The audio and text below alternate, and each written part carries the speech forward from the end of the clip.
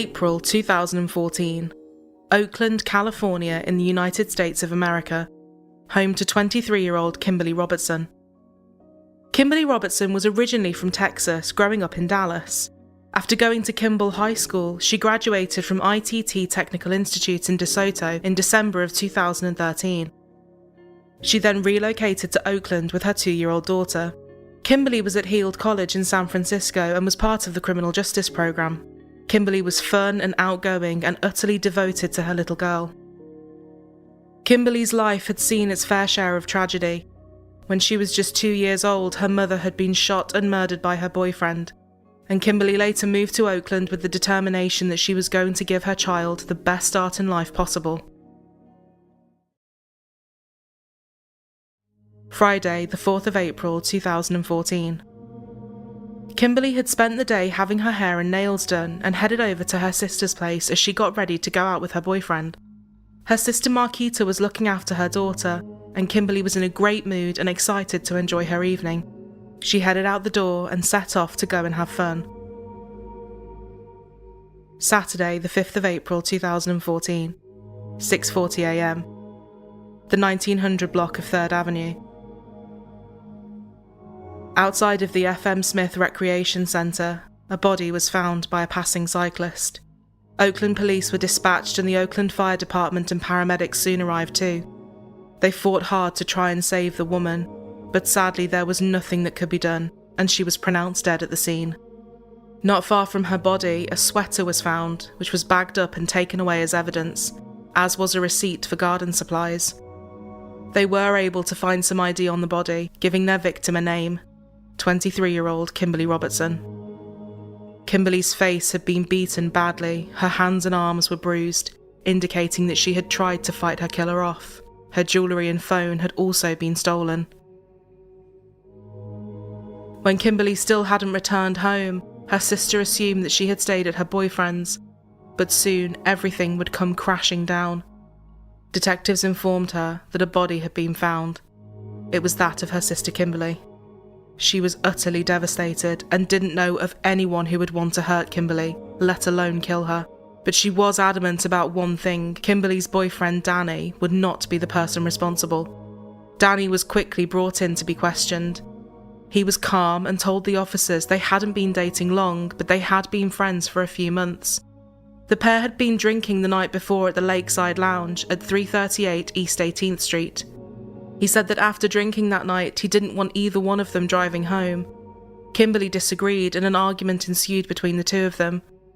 He called a taxi, but Kimberly walked away, telling him she would get herself home. Danny didn't want to leave her, so left the taxi and got in his car. He drove and parked opposite from where she was stood at a bus stop and decided to wait it out. He told the officers that he fell asleep, and when he woke up later, she was no longer at the bus stop. As the officers looked into his story, they got the results of the preliminary autopsy back. She had suffered massive head injuries and a brain hemorrhage. She had also been the victim of a sexual assault. Tributes were left to Kimberly on her Facebook page, many in complete shock at her death.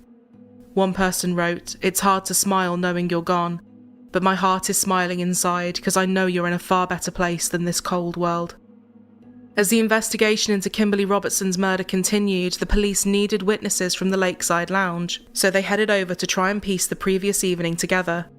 It was here that they found witnesses that could reveal everything: security cameras. The camera from outside showed the pair going into the Lakeside Lounge at 11:30 p.m. The pair didn't speak and barely even acknowledged one another. Danny was then filmed talking to two women as Kimberly went on her phone. There was an obvious tension between the couple. More footage captured them as they walked through the club. They were then seen leaving the club with a male at 1:15 a.m. They asked Kimberly's sister, and she was able to positively identify the man as being one of Danny's friends. He was brought in by the police and told them he had indeed been with them and had taken them back to the parking lot at 1:24 a.m. where their car had been parked. And the officers could not believe their luck. When they went to the parking lot, they discovered it was next to a Walgreens, and this Walgreens had security cameras. The footage began to play from 1:24 a.m. They watched for more than 20 minutes with no sign of them. Then, at 1:50 a.m, a taxi pulled up. Danny was seen getting in, and then Kimberly walked up to the vehicle and got into the passenger side. 30 seconds went by and the car was stationary before Kimberly got out and walked away. The taxi then drove off with Danny. A view from another camera showed Kimberly getting out of the cab and walking back into the parking lot. 1 minute later, the taxi came back. It wasn't clear what was happening, but the police believed that Danny was scanning the parking lot to try and find her. But there was no sign of Kimberly anywhere. Just after 2 a.m, the camera caught something. Leaving the parking lot was a black SUV. It was Danny. His story was checking out. The officers drove to the bus stop where Danny said Kimberly had been waiting before he fell asleep. Thankfully, this area too was covered by cameras. His vehicle was seen pulling up just like he had said. He parked opposite the bus stop. The car stayed there all night and he didn't get out until 6:18 a.m. Danny had been telling the truth. His alibi checked out. He had not been the one to murder Kimberly. So, who had?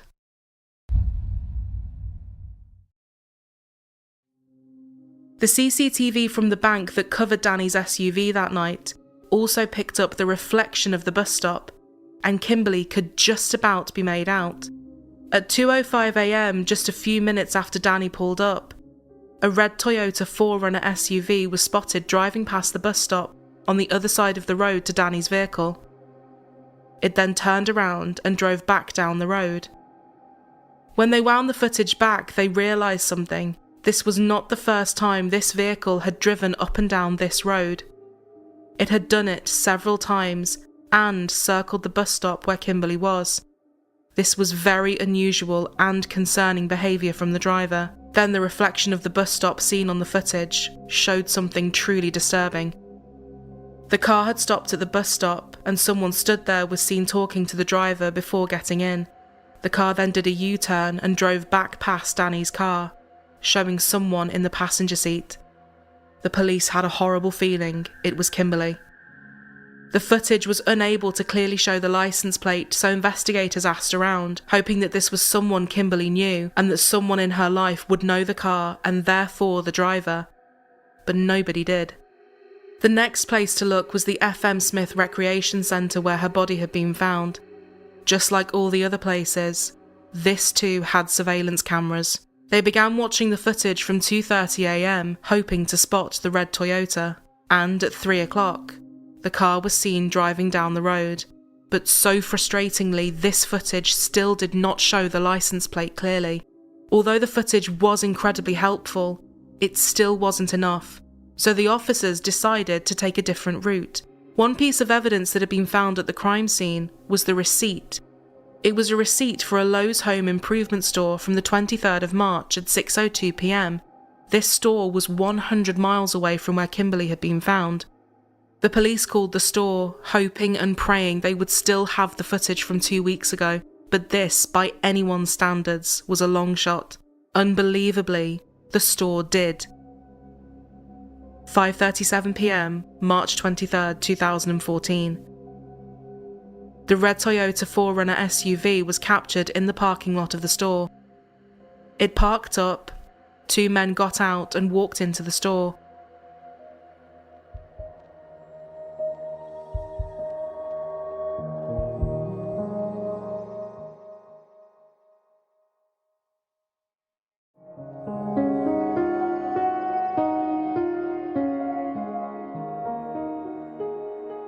Footage from the checkout had showed that the goods had been paid for by card. This card was traced to a 53-year-old woman, meaning it was potentially stolen. Records showed that the card had been used just 3 hours later at a fast food restaurant. As the red Toyota 4Runner pulled in, they finally had an image of the driver. But much to the frustration of the police, the license plate was still too blurry. But then the fast food worker at the restaurant told them they could pull up footage from the rear camera, which was clearer. And there it was, the license plate. It was traced to a man living in Oakland. His name was Prince Cheche, but he went by Frank. He was originally from Ghana and had moved to Oakland in 2007. He was 41 years old, sold clothes at local farmers markets, was married, and a father of 3. Checks soon revealed that the passenger had actually been in custody when Kimberly was killed, so he was instantly ruled out. All eyes were now on Frank. They needed to prove that he was the man responsible for Kimberly's rape and murder, so using undercover cameras, they took flyers around his neighbourhood and asked people for information. They then knocked on apartment 8, Frank's door. They told him they were in the neighbourhood and investigating the recent murder of a young woman. The officer showed him a flyer and asked if he had seen the woman before, or knew her at all. Bearing in mind the officers already knew that she had been in his car. He looked at the flyer and said no, he didn't know her, and he hadn't seen her in the area. They told him that should he remember anything or recall seeing her, he needed to contact the Oakland Police Department. The officer double-checked the man's name, and he confirmed who he was. He was the man in the footage. His denial that he even knew her when they knew she had been in his car finally gave the officers enough to place him under arrest. He was taken in to be interviewed, 5 days after her body was found. He now had to explain himself. Why had he been suspiciously driving around on the night Kimberly was killed? In his interview, he told the officers that he had been having a stressful moment with his wife. It had been going on for some time, and it had resulted in him not wanting to be at the house much, choosing instead to stay away. "You've never seen her before?" the officer asked. I don't remember. She had a long wig, she had a long weave on, you know. I don't remember her face." Then his story would suddenly change. He admitted he had met her before and given her a ride that night. "I gave her a ride, you know." He said that the pair did have sexual contact as she had offered to sleep with him for money, but he said he dropped her off and drove away, and denied having anything to do with her murder. As his story had now changed, and given what they knew about the manner of her death, he was officially charged with murder and the special circumstance of committing a murder during a rape. Then finally more evidence would come in that would strengthen their case. His DNA was a match to the semen found on her body. He was held without bond in the Santa Rita jail, and before long it was time for him to go on trial.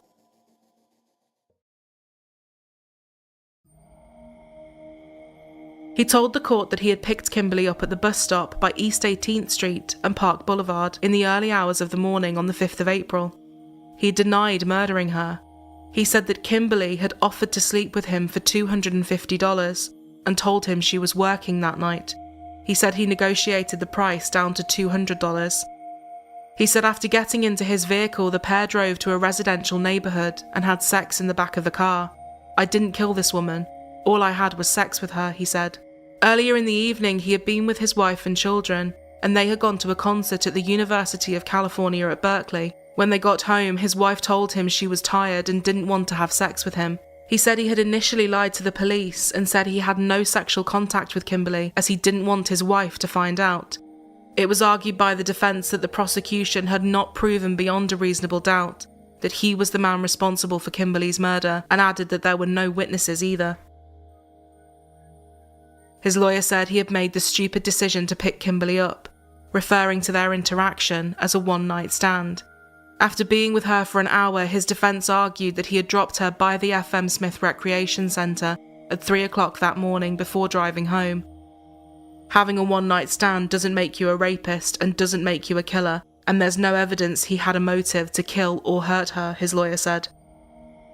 Frank added that he had spotted some blood on Kimberly, and she said that she had got into an argument with a man who had pushed her out of a car, but that she was okay. Under cross-examination, Frank admitted that his wife was extremely angry with him over an extramarital affair and said that she didn't want to see him anymore. The prosecution did state that the case against him was built on circumstantial evidence, but added that it was strong, and the only reasonable conclusion one could come to was that he was the person who had raped and murdered Kimberly. The evidence was as follows. Frank's wife had told him she didn't want to be with him anymore due to his infidelities, thus leaving him deeply angry and upset. his red Toyota 4Runner SUV being captured on the security cameras driving around where she had gone missing from. He was the last person to see her alive, the receipt found by her body, the footage proving he had been the one to purchase those goods. Where he said he had dropped her off was where her body was found, and his DNA was found on her. The jury would deliberate for less than 2 hours, and he was convicted of first-degree murder and the special circumstance of committing a murder during a rape. He was sentenced to life in prison with no possibility of parole. The lies he had attempted to tell about Kimberly, saying that she was a sex worker and had slept with him willingly, calling it a one-night stand, had clearly not been believed by the jury. Despite his denials, the judge told him that the jurors came to the conclusion that you were just lying and you perjured yourself. They decided that you raped and killed her. The judge also said that he had been hopeful that when given the chance to talk in court, he would have shown some degree of remorse for what he had done, but added that it was unlikely. "I don't think you have that kind of heart," he said. Kimberly's sister told him, "You had a choice. You didn't have to kill her. I can never replace my sister. My life will never be the same."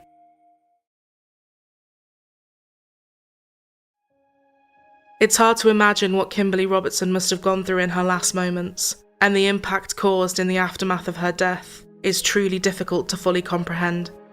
Knowing that her child will have to grow up without her mother, just as she had, due to the appalling and depraved actions of another, is heartbreaking to think about. Kimberly Robertson was a fun, outgoing, happy woman with her whole life ahead of her, a life that, without question, was filled with endless promise and opportunity.